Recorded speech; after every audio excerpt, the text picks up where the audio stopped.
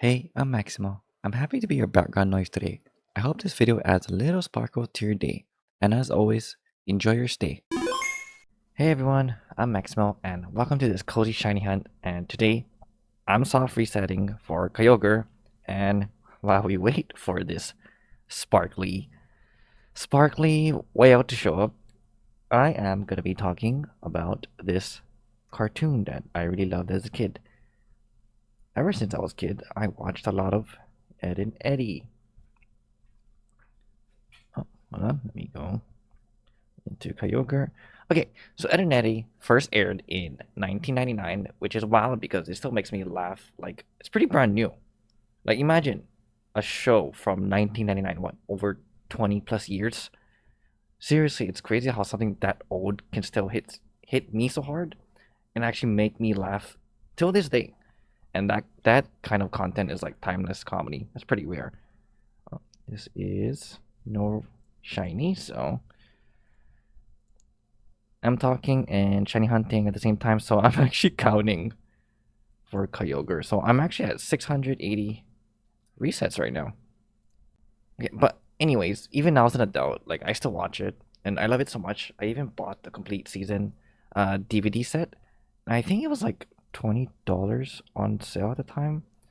If you haven't, you should pick it up because I think they stopped producing the DVDs. And of course, I'm a collector, and there's just something about it that just brings me back to that feeling of being a kid. When I watch the show, so it's like no worries, no responsibilities, just chaotic summer energy and imagination. Oh, not a shiny. So, oh, I'm missing it.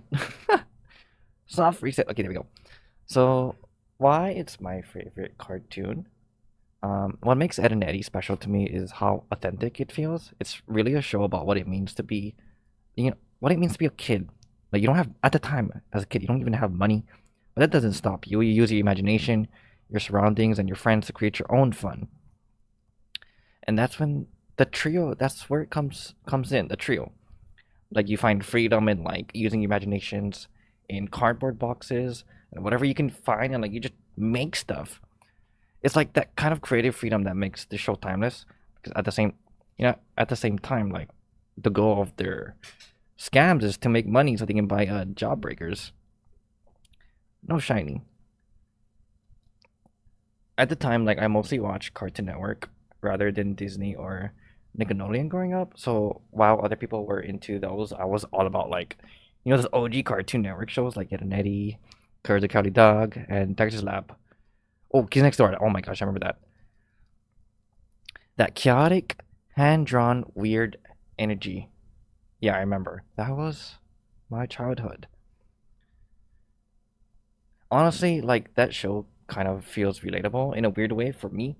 Like, although the scams failed for the Ed boys, like the Ed always ends up broke, but they keep trying. Imagine that persistency. Oh, no shiny. Oh, I'm not counting. Oopsie. So was that like three? I wasn't counting. Okay, I'll just add on three. Oopsie. Um, but we're just gonna keep going. Honestly, the show is kind of relatable in a weird way. Wait, I think I just said that. I said that already. Oh yeah. So persistency. Um, like it's low key inspiring. Come on, like a cartoon about failure and that still feels fun and like full of life. And even if they never win, I think they only won like once or twice. Like they always end up failing. Oh, no shiny. They never stop though, and there's something comforting about that. So, if you never watch Ed and Eddy, it's a trio, the dynamic. So each Ed brings something unique to the table. So there is Ed, that's with two D's, EDD. That's double, which is he's known, or his nickname is Double D. He is the brains of the group.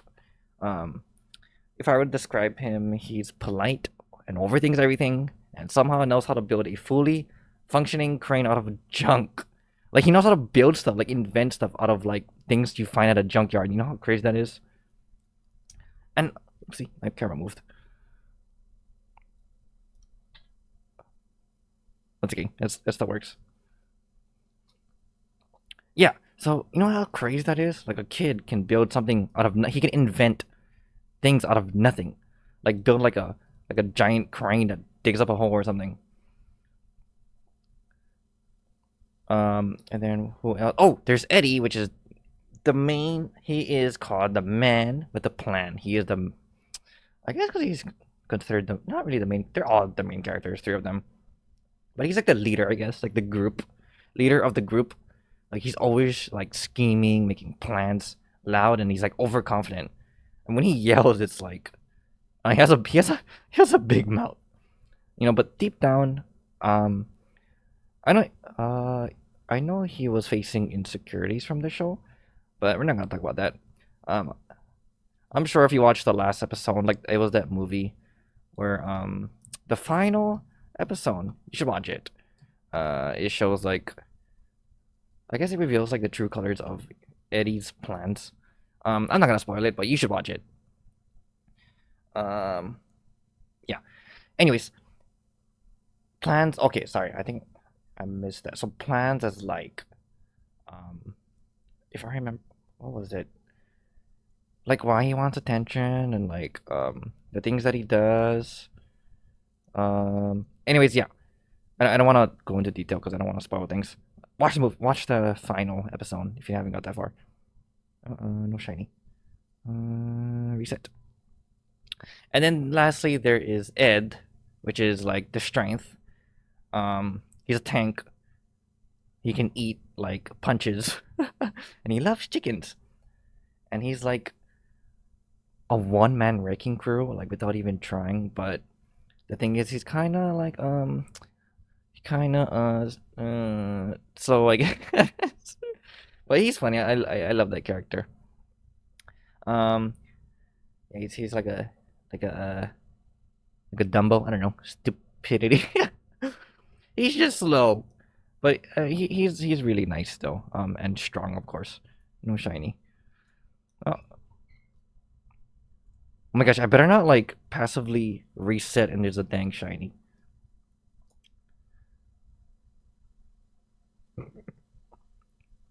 So together, the trio forms like the perfect chaotic team. So the brains, the man with the plan, business, and the brawn or like strength. It reminds me of like you know what it reminds me of? Sly Cooper. That trio. There was the turtle. He was the smart dude. The hippo. I forget his name. Like the strength, and then there's Sly. The man with the plan. Oh wait, no, that's actually the turtle though. But anyways, it reminds me of that PlayStation 2 game though. But anyways, my favorite character from the trio was shiny. Reset and count. My favorite from the trio is definitely Double D. Like he's awkward, polite, and like way too smart for the cul-de-sac. Like he's the smartest amongst all the kids. Also, why does he run like that? Like he puts his arms out like a little airplane or something. But it's so goofy, but I love it. Okay. Kyogre, shiny, please. Um, if I had to reflect on which Ed I'd be, of course I'm gonna be Double D. Um, resourceful and frugal, definitely. Like I try to use what I have instead of buying something new. If it's not broken, like my mentality with items in general or anything in life, if it's not broken, I'll keep using it. Like why fix it?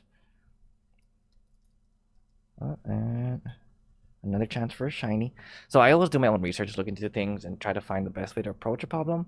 And that's kind of like reminds me of Double D. Always trying to figure things out with what's available and like what you have. Because at the time, you know, as a kid, you don't have that much resources, you know. So that's crazy how Double D can come up with like inventions and like plans to help with the scams. No shiny. Um, okay, favorite episode. So one episode that lives rent free in my head is the one where they all try to get a quarter that's stuck on the ground. Eventually Eddie finds it, but like one by one, all the kids start to notice. And then Double D so once they tried to get the coin off the ground, they all started doing it at once, but Double D like had a plan. I suggest whoever can like unstick the coin gets to keep it. So like, what did they do? Like the tree builds an actual crane out of everyday junk from the neighborhood, like what cardboard, planks, pulleys, stuff from the trash. It's insane though. So in the episode, all the kids couldn't get like the coin unstuck. Eddie kept trying, but Double D had a big plan to just create a giant friggin' construction crane. That's insane though. Like that level of creativity is unmatched. Double D was out, he was out there being an engineer while the rest of us was like what, eating glue at the time. I don't know. Maybe I was playing my Game Boy. Then again, I was in elementary at that time. Oh, no shiny. 691. Oh, at the end of that episode, you know what's crazy? So the punchline was like, even though they used like a giant crane that they made, they still couldn't end up like digging it up off the ground. So you just see Johnny like walking up, and uh there he's like walking sideways on the wall to get to the top. I don't know. I mean, if I can find a clip, but like gravity is like not existent for him. Um, but yeah. Anyways, Johnny walks up. He peels the coin off the ground, and there's gum stuck to the coin. That's why the coin was stuck. There was just a piece of gum stuck to it. And the craziest thing is like Johnny bites into it. That's disgusting. Like a coin that's stuck to the ground. Ugh, disgusting. That's cartoon logic at its finest. Oh, the sound design. So the sound design of Edd and Eddy, it was like I feel like that's what gave it character. Oh, everything gave it character, especially the art style, the sound design. But anyway, the sound design in the show is genius. Like there's no other way to say it. Like the music is super jazzy, but each track matches exactly what the characters are doing. So like for example, like so it's funky, sneaky, chaotic, and whatever the moment needs, the music like fits with what their character is doing. That was not a shiny, right? I wasn't paying attention. I was passively like not paying attention. Interesting though. Sound design for the show must have been really fun though. Like shout out to the sound designer. Like they were so creative in bringing that world to life. Like every little moment from a blink to a fall like felt punchy and intentional. Like the sound effects is pretty unhinged, in a way. Like imagine someone gets hit, you hear a door slam and like a donkey neigh, like a rubber duck squeak, and maybe even like a gorilla or elephant scream. It's never just one sound. It's like a full on zoo.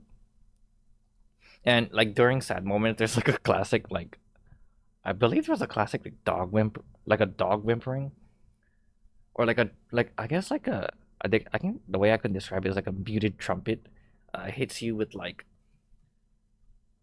it's like a secondhand embarrassment. I don't know how to explain it. Or like if there's a part where the Eds are confused, it's like twangs, like a twang twang noise, like a boing, or it's like zipper noises. I don't know. It's very random, but like it fits with the show. It's so like chaotic. No shiny. I'm almost reaching 700 soft resets. Oh, you know that famous that sound effect. It was like a sumo wrestler song is like something like that. I don't know what it said, but it's something like that. So I remember it was from a scene like where Eddie has a volcano stuck in his head, and the Badi is laughing, and then Eddie goes like, "Comedian, huh?" And then he winds up like ready to like smash Double D with the volcano that's stuck on his head, and then like it's like this random like sumo wrestler, like the sound hits and it just I don't know, it just peak cartoon comedy and drama. No shiny. Like shout out to the episode.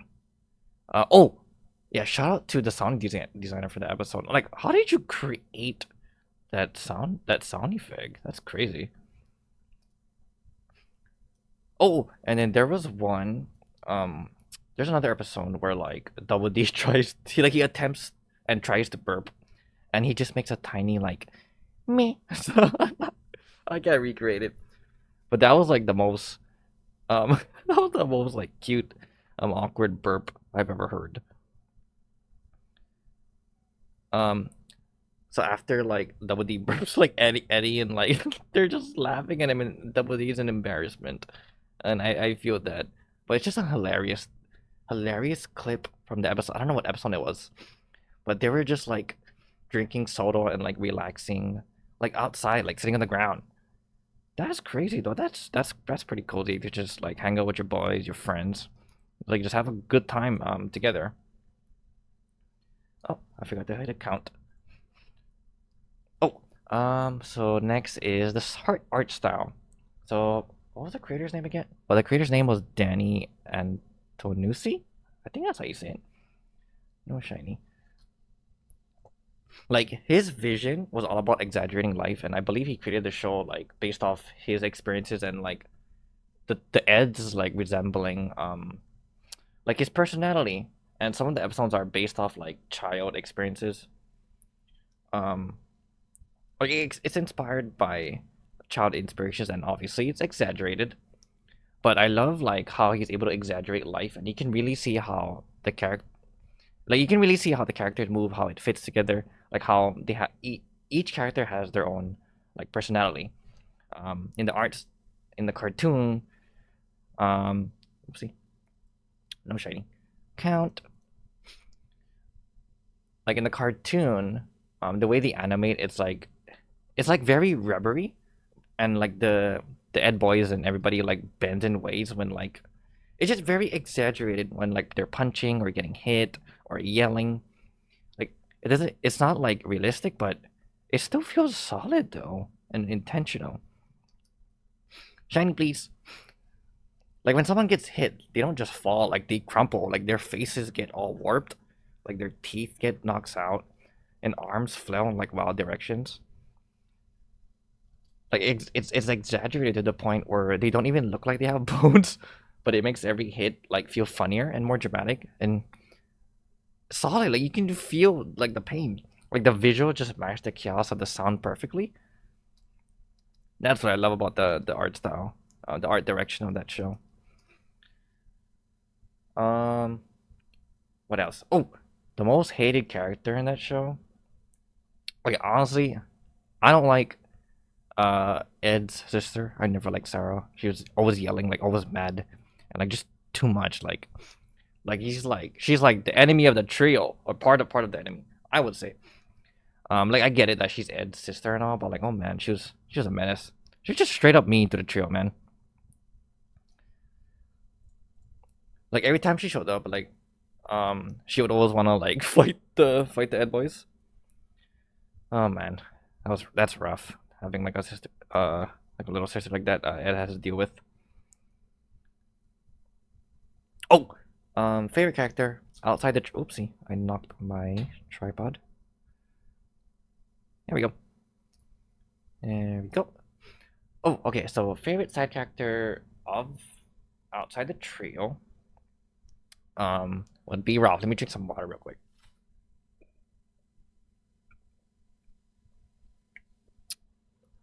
Don't forget to hydrate and eat some snacks and continue doing what you're doing while listening to me yap. Anyways, what was I talking about? Oh, favorite character. So Ralph. So outside the trio, it has to be Ralph. That I feel like that was the oldest kid amongst the cul-de-sac. Yeah, he was like the oldest. So why I love Ralph outside the trio? That man was in his like old world. Like half the stuff or majority of the stuff he said, like it doesn't even make sense, but still went hard though. Like it's hilarious. Um, some of the quotes I still remember to this day. It's like life has many doors, Ed boy. Um, Oh, but like when that's pretty deep if you think about it. Life has many doors, Ed boy.